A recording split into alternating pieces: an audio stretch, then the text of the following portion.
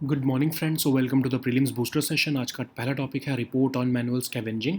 ये टॉपिक आपके social issues और गवर्नेंस दोनों के लिए इंपॉर्टेंट है।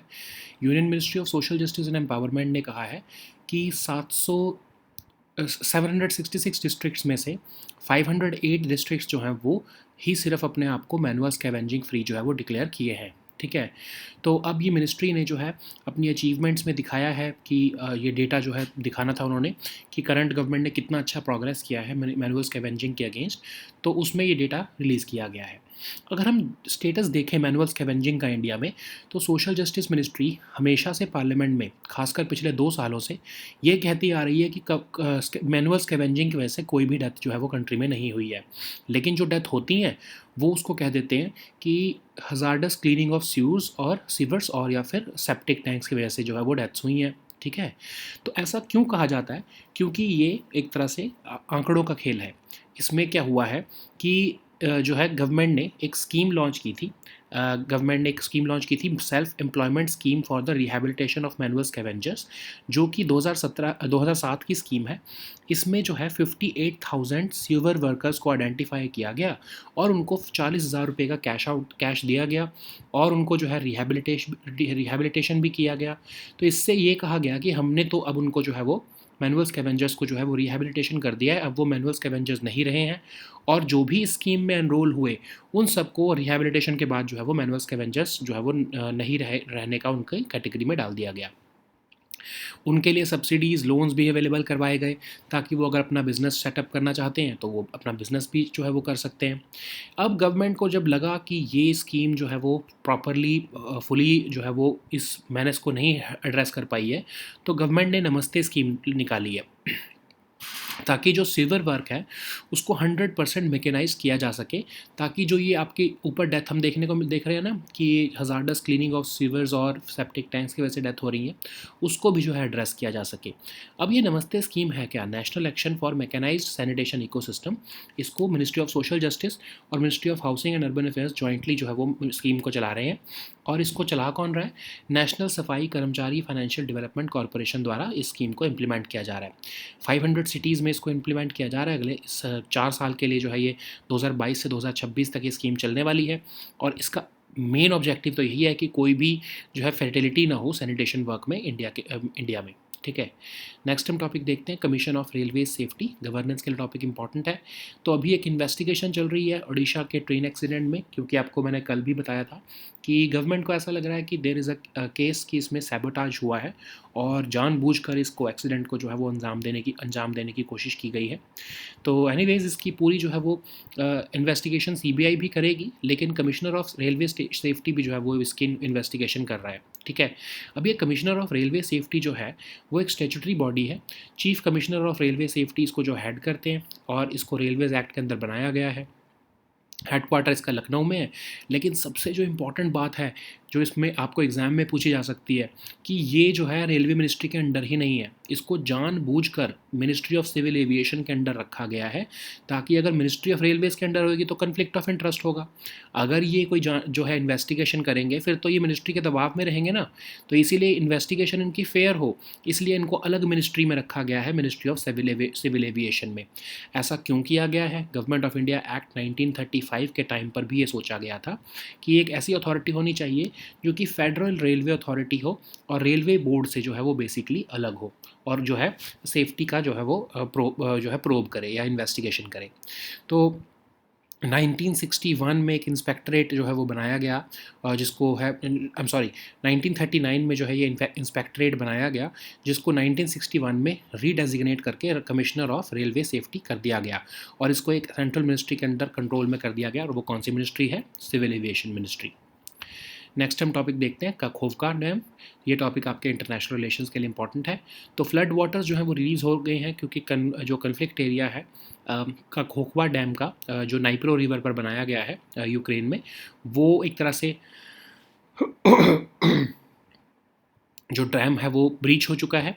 और ये जो डैम है ये सदर्न यूक्रेन में पड़ता है और 1956 में सोवियत टाइम पर इसको बनाया गया था। नाइपर या फिर नाइप्रो रिवर के ऊपर इसको बनाया गया है। यहाँ पर एक हाइड्रो इलेक्ट्रिक पावर प्लांट भी है। ठीक है, अब ये जो है वाटर सप्लाई देता है क्रीमियन पेनिनसुला को और ज़ापोरिज़िया न्यूक्लियर प्लांट को, दोनों ही जो इस टाइम पर रशिया के कंट्रोल में हैं। अब कखोवा डैम जो है हुआ क्या उसको, रशिया तो कह रहा है कि यूक्रेन रिस्पॉन्सिबल है, यूक्रेन कह रहा है रशिया रिस्पॉन्सिबल है, तो अभी इसके ऊपर हमें हमको कुछ जो है वो डेफिनेट जो है वो जानकारी नहीं अवेलेबल है। नेक्स्ट हम टॉपिक देखते हैं प्रीपेड पेमेंट इंस्ट्रूमेंट। ये टॉपिक आपके इकोनॉमी के लिए इंपॉर्टेंट है। तो एक कमेटी सेटअप की गई है कस्टमर सर्विस स्टैंडर्ड्स को जो है रिव्यू करने के लिए आरबीआई रेगुलेटेड एंटिटीज़ द्वारा, और उस कमेटी ने कहा है कि सेंट्रल बैंक को जो है deposit insurance and credit guarantee corporation का जो कवर मिलता है, जो बैंक्स में मिलता है, वो पीपीआई को भी देना चाहिए। अब ये पीपीआईज़ क्या होते हैं? ये बेसिकली वो इंस्ट्रूमेंट्स हैं जो कि purchase of goods and services जो है वो फैसिलिटेट करते हैं। बेसिकली आपके होता क्या है कि जैसे आपने एक प्रीपेड कार्ड आप ले सकते हो, है ना, आप पहले ही पैसा दे देते हो, आप मनी स्टोर करते हो एक पर्टिकुलर कार्ड में, और उस कार्ड को आप कहीं भी खर्च कर सकते हो, उससे आप गुड्स और सर्विसेज खरीद सकते हो। तो ये जो सर्विसेज हैं ये स्मॉल पीपीआईज़ और फुल केवाईसी कस्टमर वाली जो पीपीआईज़ हैं वो दोनों देती हैं, ठीक है।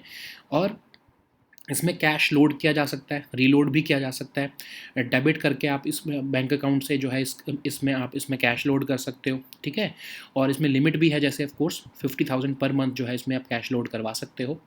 तो अब कहा जा रहा है कि उसमें भी जो है आप अब ये पहली बात तो हम देखते हैं कि पीपीआई इंस्ट्रूमेंट्स कौन इशू कर सकता है। कोई भी चाहे बैंक हो या नॉन बैंक हो, वो पीपीआई इंस्ट्रूमेंट्स जो है इशू कर सकते हैं, लेकिन अप्रूवल फ्रॉम आरबीआई लेने की ज़रूरत होती है। तो जैसे कि अगर यहाँ पर देखा गया है Airtel payment bank, axis bank, bank of Baroda, Kotak Mahindra bank, Jio payments bank, ये प्रीपेड पेमेंट इंस्ट्रूमेंट्स जो है वो अवेलेबल देते हैं, अपने कस्टमर को देते हैं। तो अब deposit insurance credit guarantee corporation क्या है? एक स्टेचुटरी बॉडी है, होली ओन सब्सिडरी है आरबीआई की, और इसमें होता क्या है कि एक प्रोटेक्शन मिलता है बैंक डिपॉजिट होल्डर्स को 5 लाख रुपए पर अकाउंट होल्डर पर बैंक। मतलब आपका 5 लाख रुपए तक का जो आपका अकाउंट में पैसा है बैंक में, अगर वो बैंक खुदा ना खास्ता किसी भी वजह से जो है वो ख़राब हो जाता, मतलब डूब जाता है, तो आपको एटलीस्ट 5 लाख की तरफ आपके जो है पैसा आपको वापस मिल जाएगा, सेंट्रल बैंक आपको वापस दे देगा through this deposit insurance and credit guarantee corporation. अब कौन सा पैसा जो है जिसको ये इंश्योरेंस कवर नहीं मिलता है? जो स्टेट और सेंट्रल गवर्नमेंट के डिपॉजिट्स हैं, फॉरेन गवर्नमेंट्स के डिपॉजिट्स हैं, इंटर बैंक डिपॉजिट्स हैं, या स्टेट लैंड डेवलपमेंट बैंक्स के डिपॉजिट्स हैं, उनको ये जो है पैसा जो है स्टेट गवर्नमेंट, अगर स्टेट कोऑपरेटिव बैंक्स के साथ हैं तो ये पैसा उनको जो है इसको इंश्योरेंस कवर ये नहीं मिलता है, ठीक है। नेक्स्ट हम टॉपिक देखते हैं न्याय विकास पोर्टल। ये टॉपिक आपके गवर्नेंस के लिए इंपॉर्टेंट है। तो गवर्नमेंट ने जो है न्याय विकास पोर्टल जो है वो क्रिएट किया है ताकि सेंट्रली स्पॉन्सर्ड स्कीम न्याय विकास को जो है वो मॉनिटर किया जा सके।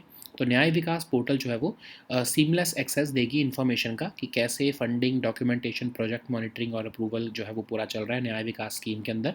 तो न्याय विकास स्कीम क्या है? 1993 से 1904 के टाइम से इस स्कीम को इम्प्लीमेंट किया जा रहा है सेंट्रली स्पॉन्सर्ड स्कीम की तरह। इंफ्रास्ट्रक्चर फैसिलिटीज़ बेसिकली जो डिस्ट्रिक्ट और सबऑर्डिनेट जुडिशरी में होती है वो बनाई जाती हैं, ठीक है। तो जैसे कि construction of court halls, residential units of judicial officers, ये सब जो है कंस्ट्रक्ट करने के लिए पैसा दिया जाता है, और इस स्कीम को मॉनिटर करने के लिए न्याय विकास पोर्टल अब बनाया गया है, ठीक है।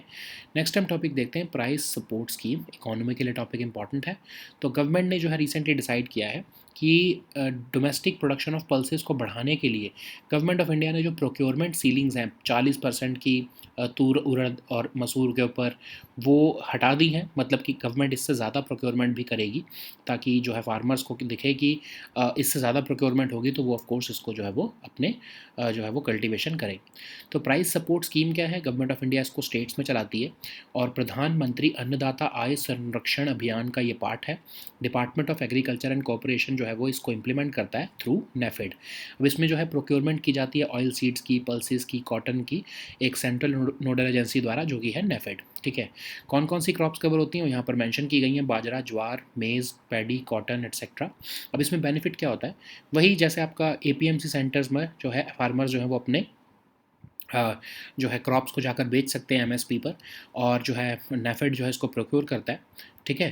तो एमएसपी से नीचे अगर उनको प्राइस मार्केट में मिल रहा है तो वो ऑफ कोर्स जाकर अपना एपीएमसी सेंटर्स में ये जो है पर्टिकुलर क्रॉप्स को बेच सकते हैं under this price support scheme. Next हम टॉपिक देखते हैं फतह मिसाइल। तो ये टॉपिक आपके सिक्योरिटी के लिए इंपॉर्टेंट है। तो ईरान ने रिसेंटली अपना फर्स्ट एवर हाइपरसोनिक मिसाइल फतह जो है वो अनवेल किया है। तो ये एक इंटरमीडिएट रेंज बैलिस्टिक मिसाइल है जो कि ईरान ने डेवलप किया है। ये मैक 15 की स्पीड पर जो है उड़ेगा, मतलब जो है फ्लाई कर सकता है। मैक 15 मतलब 15 times the speed of sound. और ये मिसाइल डिफेंस सिस्टम जो है उनको पेनिट्रेट कर सकता है, क्योंकि इसकी इतनी स्पीड है कि मिसाइल डिफेंस सिस्टम जो है वो उसको ट्रैक नहीं कर पाएंगे। 1400 किलोमीटर की इसकी रेंज है। और ये जो है आपने देखा होगा, अगर न्यूज़ में देखा होगा तो आपने ईरान में पोस्टर्स लगाए गए हैं बहुत बड़े बड़े कि इसराइल की एक बहुत बड़ी सिटी है तेल अवीव, वहाँ तक ये सिर्फ 400 सेकंड्स के अंदर जो है ये पहुँच सकता है। मतलब ऑफ कोर्स ये क्लेम है एक तरह से, but let's see. So hypersonic missiles क्या होते हैं? मैक 5 से ऊपर की कोई भी स्पीड का अगर कोई जो है मिसाइल होता है तो उसको हम हाइपरसोनिक स्पीड्स कहते हैं। और ये लोअर एटमॉस्फेयर में उड़ते हैं, मतलब फ्लाई होके टारगेट को अपना लॉक करके जाते हैं। और क्योंकि ये लोअर एटमॉस्फेयर में होते हैं तो इसलिए इनको इंटरसेप्ट करना मॉडर्न एयर डिफेंसेस के लिए बहुत ही मुश्किल हो जाता है। ठीक है, सो नेक्स्ट हम टॉपिक देखते हैं वरुणास्त्र। ये टॉपिक आपके सिक्योरिटी के लिए इंपॉर्टेंट है। तो इंडिजिनसली डेवलप्ड और designed high heavy weight torpedo Varunastra जो है वो अभी सक्सेसफुली टेस्ट फायर किया गया है इंडियन नेवी द्वारा। और ये एक शिप लॉन्च्ड टॉर्पीडो है। इसको Vizag based naval science and technology laboratory जो कि डीआरडीओ की है, उन्होंने जो इसको डिज़ाइन किया है, डेवलप भी किया है। और इसकी मैन्युफैक्चरिंग जो है भारत डायनामिक्स लिमिटेड जो है वो करने वाला है। अब ये किसी भी एंटी सबमरीन वॉरफेयर शिप में जो है ये काम आ सकता है। और 250 की जो केजी का ये हाई एक्सप्लोजिव वॉरहेड लेकर जा सकता है। इसकी मैक्सिमम ऑपरेटिंग डेप्थ जो है वो है 600 मीटर्स। ठीक है, अब इसमें ये जो है एडवांस्ड ऑटोनोमस गाइडिंग एल्गोरिदम का इस्तेमाल करता है, जिसकी वजह से जो है ये अपने मिशन को टारगेट करता है। ठीक है, so now let us see all these topics in English. So the first topic is report on manual scavenging. This topic is important for your social issues and governance. Union Ministry of Social Justice and Empowerment has recently said that out of 766 districts in the country, only 508 districts have declared themselves manual scavenging free. So Social Justice Ministry has maintained that in the last 2 years that there has been no manual scavenging death, and if any there has been any death, then they can be attributed to the hazardous cleaning of sewers and septic tanks. They have been differentiated from the manual scavenging because the government had conducted surveys, and they found that there was this manual scavenging practice no longer existed in the country. So how come is it possible? Why government has taken this route? Because there was a scheme in 2007, self-employment scheme for the rehabilitation of manual scavengers, and under that scheme 58,000 manual scavengers or civil workers were identified, and they were given a one-time cash payout of 40,000 rupees each, and they were enrolled into this rehabilitation scheme. Subsidies and loans were made available to them if they wanted to set up their own business. So after the enrollment under this scheme, they were not considered as manual scavengers. After realizing that the picture is not as rosy on the ground as it is being claimed, the government decided that Namaste scheme should be launched, and this scheme has been launched in 2022, and this will run under until 2026, under which this is a joint initiative of Ministry of Social Justice and Ministry of Housing and Urban Affairs. So the plan is to ensure safety and dignity of sanitation workers in urban India, and 500 cities have been selected under this. So NSKFDC is the implementing agency for this scheme, and the aim is to ensure that zero fatalities in sanitation work in India can be achieved. Okay, so the next topic is Commission of Railway Safety. This topic is important for your governance section. Investigation is being performed in the Odisha Balasore train accident, and like I was telling you yesterday, that there is an apprehension in the government that this could be a sabotage attack on the railways. Okay, so this apart from CBI, now Commissioner of Railway Safety has also come into this investigation. So this Commissioner of Railway Safety is a statutory body, and which is headed by the, of course, the Chief Commissioner of Railway Safety, and they deal with matters related to safety of rail travel and operations as laid down under the Railways Act of 1989. They have their headquarters in Lucknow, and they do not. The biggest thing that could be asked in UPSC about this particular topic is that they do not report to the Ministry of Railways or the Railway Board. Why? They have been deliberately put under a separate ministry, that is the Ministry of Civil Aviation, so that there is no conflict of interest. They are investigating their own people uh, of the railways, so they cannot be put under the Ministry of Railways. Otherwise, there will be conflict of interest. That's why they have been put under Ministry of Civil Aviation, so that they can be insulated from the influence of country's railway establishment. Okay, so how CRS became independent of Ministry of Railways? In Government of India Act 1935, it was realized by the then British Indian government that an authority which is independent of the Federal Railway Authority must be created, and they would of course conduct railway accident probes. So in 1939, this Railway Inspectorate I'm sorry, in May 1941, Railway Inspectorate was 1939 Railway Inspectorate was created, which was separated from the Railway Board in 1941, and then in 1961, after the independence, it was redesignated as the Commissioner of Railway Safety, and which it was put under the control of Ministry of Civil Aviation. So the next topic is Kakhokwa Dam. This topic is important for your international relations. So recently you may have seen the images or the videos that flood waters have been released throughout the conflict area because of a massive Soviet era dam which separates Russian and Ukrainian forces in southern Ukraine was breached, and this dam is on Dnipro River or Dnieper River. So this dam was built in 1956 as part of the Kakhokwa hydroelectric power plant. So this dam also supplies water supply to Crimea and Zaporizhzhia nuclear plant, both of which are under Russian control currently. So what has happened to it? Of course, currently there is no clear picture as to what has happened on this dam. Russian side is claiming that Ukrainians have attacked it. Ukrainian side is claiming that Russians have attacked it deliberately. So we do not have a clear picture as of now. So the next topic is prepaid payment instrument. This topic is important for our economy section. Recently, a committee which was set up to review the customer service standards in RBI regulated entities has recommended that the RBI should examine the extension of deposit insurance and credit guarantee corporation cover to PPI also. So what are these PPIs? So basically these are instruments which facilitate purchase of goods and services against the money that you have stored in them. So let's suppose that you get a card from a bank. Let's suppose that Kotak Mahindra Bank, you have an account there. So you get a prepaid card from them. You have stored 10,000 rupees in them, in that card. So you can go and purchase any goods and services using that prepaid card. Okay, so there are small PPIs and a full KYC PPIs also. Okay, so the money can be loaded and reloaded into it, and the maximum cash loading in PPIs is limited to 50,000 per month. So these PPIs can be issued by banks and non-banks also, but they need of course approval from the RBI. So what is Deposit Insurance and Credit Guarantee Corporation? It's a statutory body, and it was established under the Act of 1961, and it is a wholly owned subsidiary of RBI. It works as a protection cover for bank deposit holders. So all your bank accounts, they have a basically 5 lakh rupees insurance cover in case of bank failure. Even if your deposits go if you're even if the bank goes bankrupt, then your deposits worth 5 lakh rupees maximum would be secured with that bank. In case of a default, the RBI would pay you that much money.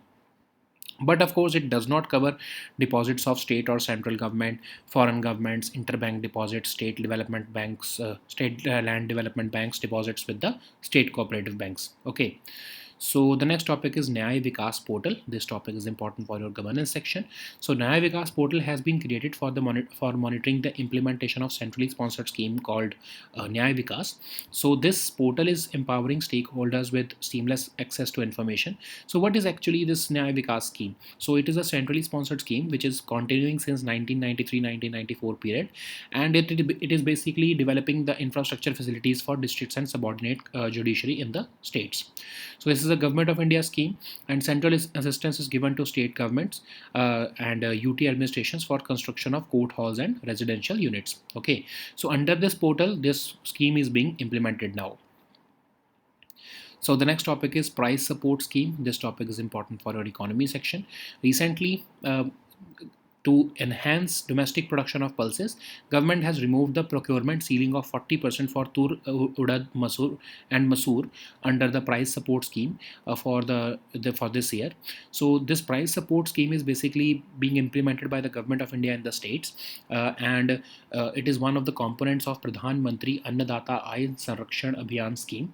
And under this scheme, Department of Agriculture and Cooperation through the NAFED, which is of course the central nodal agency, is procuring these oil seeds, pulses, and cotton. Apart from that, main crops which are covered here are mentioned here, and these are basically bought from the farmers through the APMC centers only, and they are given the MSP for it, so that in case the farmers are getting low price in the market, they can sell these particular crops to the under the price support scheme to the government. Okay, so MSP is given to them in under this scheme. Okay, earlier there was a ceiling that government would only procure maximum of 40% of tur production or urad production or masoor production, but now government is contemplating that there could be monsoon failure, and it would of course harm our pulses production.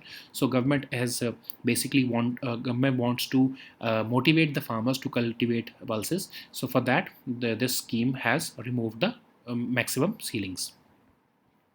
So the next topic is Fatah missile. This topic is important for the security section. Iran has recently unveiled its first ever hypersonic missile called Fatah, which is an intermediate range ballistic missile developed by Iran, and it has speeds of Mach 15, which means 15 times the speed of sound, and it can penetrate any missile defense system. It has a range of about 1400 kilometers, and it has the capability to utilize various warheads for different missions. Okay, so what is a hypersonic missile? So any missile which has at least a speed of Mach 5, that is 5 times the speed of sound, it can maneuver mid-flight, can be labeled as a hypersonic missile. They fly on a low trajectory in the atmosphere. That's why they have less chance of being intercepted by modern air defense systems. Okay. So the next topic is Varunastra. This topic is important for the security section. Indigenously designed and developed heavyweight torpedo, Varunastra was recently successfully test fired by the Indian Navy. It is a ship-launched heavyweight electrically propelled anti-submarine torpedo, and it has been designed and developed by Vizag-based Naval Science and Technology Laboratory under the DRDO, and it is being manufactured by Bharat Dynamics Limited. So it can be fired from any or rather all anti-submarine warfare ships, and it can carry a 250 kg high explosive warhead, and it has a maximum operating depth of 600 meters. It has an advanced autonomous guidance algorithm also, which of course helps it to target its mission. Okay, so these were our topics for today. We'll meet next time with new topics. Until then, goodbye and take care.